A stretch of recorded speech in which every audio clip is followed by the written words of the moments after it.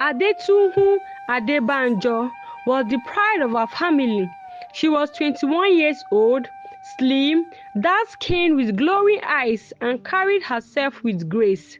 Her father, Papa Adebanjo, was a retired civil servant who now stayed mostly at home, while her mother, Mama Adetunwu, sold pepper at Oje Market. Life in Ibadan was modest but full of love. Adetunwu, who was studying at the Polytechnic, dreamed of finishing school, getting a good job, and helping her mother escape poverty. She never imagined how quickly her life would change. One evening, Adetunwu stopped at a small eatery near Dopemu. She was waiting for her friend when she noticed a sleek black Range Rover pulling up. A tall man in designer clothes stepped out. His gold wristwatch sparkled. His shoes shined like mirrors. Everyone turned to look. Then he noticed her. With a charming smile, he walked over and said, "Beautiful guests like you shouldn't eat alone. Let me take care of your bill." That was how Bamidele entered her life.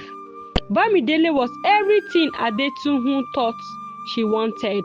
Handsome, tall, confident, and very rich. His voice was deep. His perfume was so intoxicating. He spoke with the smoothness of Lagos boys. By the end of that first night, he had given her 20,000 naira just for transport. Adetunwu was shocked. Nobody had ever treated her that way. In the weeks that followed, Bamidele spoiled Adetunwu. He bought her an iPhone, expensive dresses from boutiques in Ikeja, and took her to a high-class restaurant. For the first time in her life, she ate food she only saw on Instagram. He gave her money regularly. Her friends gossip her. "Adetunwu, you don't harm her. This guy must be a big businessman." Adetunwu smiled. One evening, she asked Dele, "What exactly do you do?" He laughed and replied her, "Baby, I am into export and import. I deal with foreign partners. Don't worry about it. Just enjoy yourself."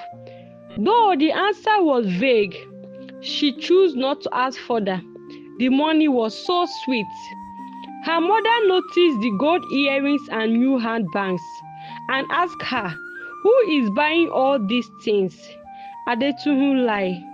"He's just a hard-working businessman." Her father frowned. "My daughter, riches that come without explanation can be dangerous. Be careful," her father said. But Adetunwu rolled her eyes. She was too in love with the lifestyle. Unknown to Adetunwu, Bamidele's wealth came from a dark trade. He was part of a powerful cult that supplied human body parts for rituals. By day, he reposed as a businessman. By night, he dealt in blood. The cult demanded sacrifices regularly to maintain their wealth. One night, Adetunwu had a terrifying dream. She was in a dark forest, surrounded by masked men chanting. She tried to run, but was grabbed and dragged into a shallow grave. She woke up sweating, screaming. When she turned, she saw Bamidele staring at her strangely in the dim light. His smile was cold. She shivered, but convinced herself it was just a dream. A few days later, her grandmother, Mama Ibeji, visited. The old woman prayed over Adetunwu and suddenly said, "This man you are following, his hands are stained with blood. My child, be careful before it is too late." Adetunwu was uncomfortable, but brushed it aside. She believed Grandma was just being overly spiritual. Meanwhile, Bamidele met with his cult members at a shrine in Ijebu. The chief priest told him, "Your power is fading. The spirit demands a sacrifice of someone close to your heart. Without it, your wealth will vanish." The words speared like a dagger. The only person close to his heart was Adetunju. For days, Bamidele wrestled with the decision.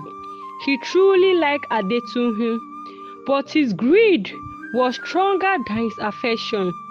His fellow courtiers pressured him. "If you delay, poverty will disgrace you. Wealth requires blood."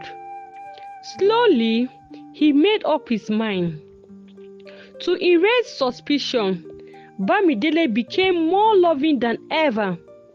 He bought Adetunju a laptop, took her to beaches in Lagos, and gave her even more money.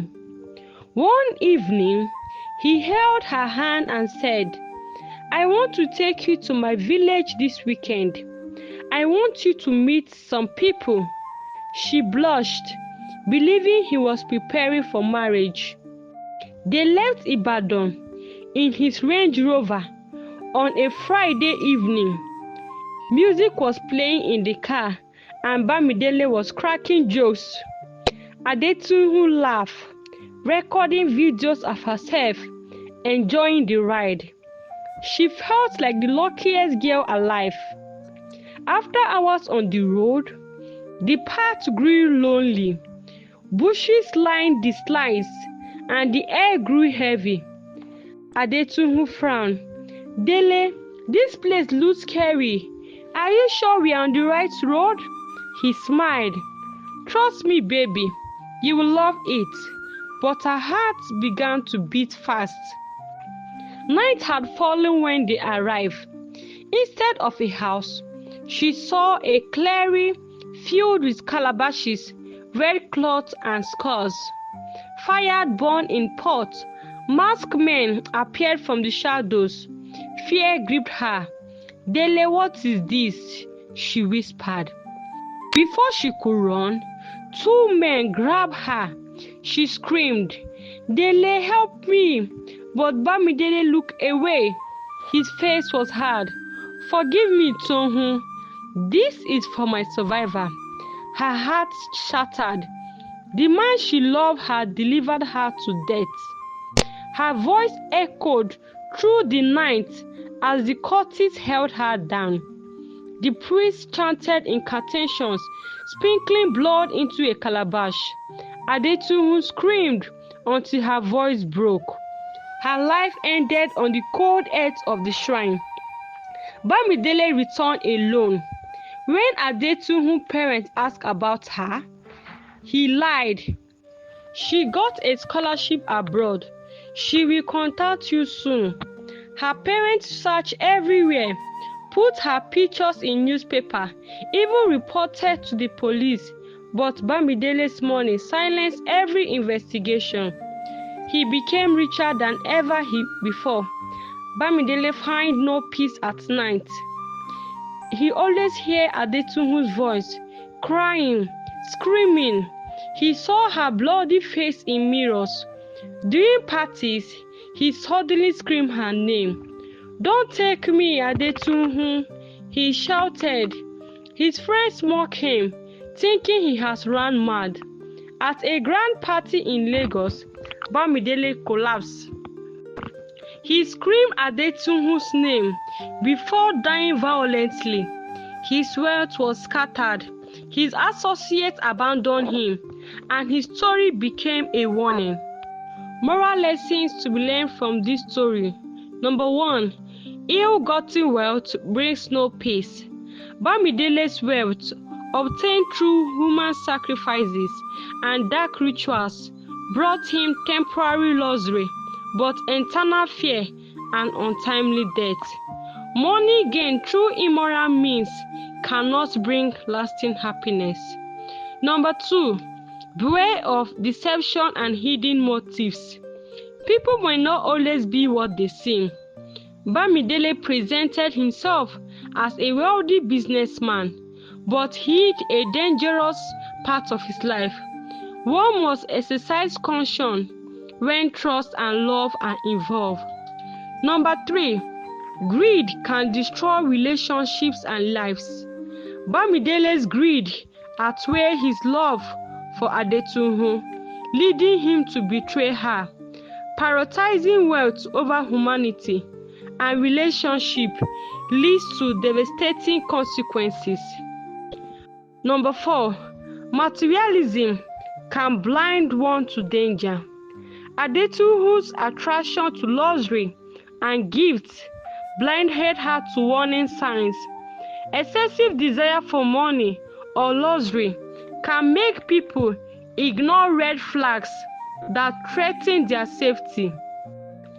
Number 5, family and wise counsel should be valid. Adetunju ignored her parents' advice and her grandmother's warning. Listening to experienced and caring voices can sometimes prevent disaster. Number 6, every action has consequences. Bamidele's action, driven by selfishness and greed, eventually caught up with him. Immoral deeds, especially those harming others, carry inevitable consequences. Number 7, blood money brings cost, not prosperity. This story highlights the Yoruba proverb, Owo Ejoki Badu. It means wealth obtained through the suffering or death of others brings misfortune rather than true happiness. Number 8, love without discernment can be dangerous. Adetunju trusted Bamidele blindly. Blind love or infatuation without discernment can lead to betrayal and tragedy. Number 9, spiritual and moral integrity protects you. The story contrasts those who maintain moral integrity with those who violate ethical and spiritual laws, showing that integrity is ultimately protective, even if ignored. The last lesson, number 10, greed and immorality are short-term gains with long-term loss. The pursuit of selfish desires at the expense of human life may appear profitable for a while, but it eventually leads to ruin and isolation. We have come to the end of this story. If you know you learn one or two from this story, please do well to comment, like, share, and kindly subscribe to my channel for more stories. Thank you.